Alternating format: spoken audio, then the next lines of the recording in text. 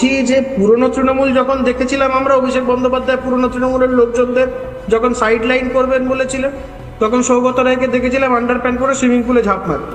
আর যখন মমতা বন্দ্যোপাধ্যায় বললেন যে না বয়স্ক লোকেদেরও কাজে লাগানো হবে, তখন আনন্দের চোটে জেনারেটরের আওয়াজের সাথেও গাড়ির উপরে উঠে রক্ত বসায় দিচ্ছে। এই তফাৎ, আর কিছু না। আমি বলছি কি এই সমস্ত কিছু না, যেটা বিষয় সেটা হচ্ছে অপেক্ষা করতে পারছেন না। মুখ্যমন্ত্রী এই কুর্সিটায় কবে বসবেন এই জায়গায় খুব অসহিষ্ণু হয়ে পড়ছেন। তো সেই জায়গায় তাদের একটা পারিবারিক দ্বন্দ্ব তো আছে। এর আগে ডাক্তাররা বলেছিল পিসি ঘরের মধ্যে পড়ে গেছিল, পেছন থেকে কেউ ধাক্কা মেরেছিল।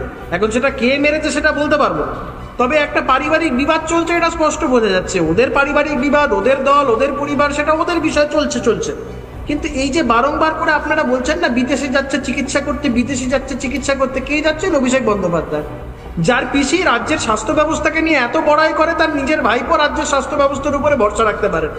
পিসির ভাইপো বলে আজকে আমেরিকা যাচ্ছে চিকিৎসা করাতে। পিসির ভাইপো না হলে এখানে আমতলা হসপিটালে গিয়ে আউটডোরে পড়ে থাকতে হতো। আমি বলছি পশ্চিমবঙ্গে এদের রাজনীতিটা দেখুন কিরকম বিচারিতায় ভর। আজকে আমরা কি নিয়ে আলোচনা করছি? অভিষেক বন্দ্যোপাধ্যায় মমতা বন্দ্যোপাধ্যায়ের মধ্যে একটা ঠান্ডা লড়াই চলছে। এটা তো পশ্চিমবঙ্গের মানুষের ইস্যু নয়। পশ্চিমবঙ্গের মানুষ জানতেও ইচ্ছুক নয় পশ্চিমবঙ্গের তৃণমূলের কর্তৃত্ব কার হাতে থাকবে। পশ্চিমবঙ্গের মানুষ, আপনারা এই নির্বাচনের রেজাল্টের পরও একটা জিনিস মনে রাখবেন, বিরোধী ভোট যদি অ্যাকুমুলেট করা হয়, সেই বিরোধী ভোটের অ্যাকুমুলেশনটা কিন্তু পশ্চিমবঙ্গের তৃণমূলের বিপরীতে যে একটা শক্তপোক্ত যে জনাদেশ আছে, সেটা কিন্তু বারংবার সেটা দেখায়। পশ্চিমবঙ্গের মানুষের সেই বিরোধী ভোটটা আজকে ফ্র্যাগমেন্টেড বলে তারা আজকে ক্ষমতায় আছে। কে বসবে, পিসি বসবে না ভাইপো বসবে, এইসব নিয়ে আলোচনা হচ্ছে। কিন্তু আমরা মেজরলি পশ্চিমবঙ্গে এই মুহূর্তে যেটা বর্তমানে যেটা চলছে সারা রাজ্য জুড়ে, যেই জিনিসটা হচ্ছে সেটা হচ্ছে ভয়ঙ্কর একটা সন্ত্রাস চলছে লোকসভা নির্বাচনের পরে। আমরা এগুলো নিয়ে আলোচনা করছি না, আমাদের আলোচনা করার ফোকাসটা হওয়া উচিত এইটা নিয়ে যে পশ্চিমবঙ্গে তৃণমূল যেভাবে নির্বাচনে, এই লোকসভা নির্বাচনে 29টা আসন জেতার পর হাতির 5 পা দেখেছে, এটা নিয়ে আমাদের আলোচনা করা উচিত। অভিষেক বন্দ্যোপাধ্যায় না মমতা বন্দ্যোপাধ্যায় তাদের কি এসে গেল? পশ্চিমবঙ্গে এই চোরেদের সম্রাট কে, চোরেদের নেতা কে, চোরেদের হোতা কে, এটা তাদের ঠিক করতে দিন।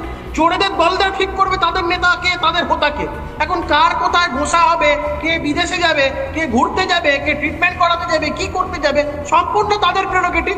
একটা জিনিস বোঝা যাচ্ছেন, উনি অসহিষ্ণু হয়ে পড়ছেন, ভাবছেন আমার এবারে বসতে হবে, আমার এবার বসতে হবে।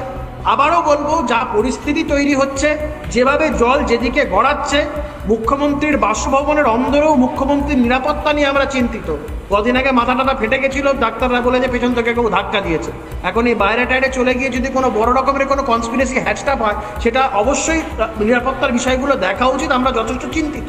একজন মহিলা এবং একজন রাজ্যের প্রবীণ সিটিজেন, প্রবীণ নাগরিক, রাজ্যের মুখ্যমন্ত্রীও বটে, তার যদি কিছু হয়ে যায় এটা তো আমরা কখনো চাইবো না। তবে বিষয়গুলো কিন্তু খুব ঘোরালো, খুবই একটা মারাত্মকভাবে একটা smells of some kind of conspiracy.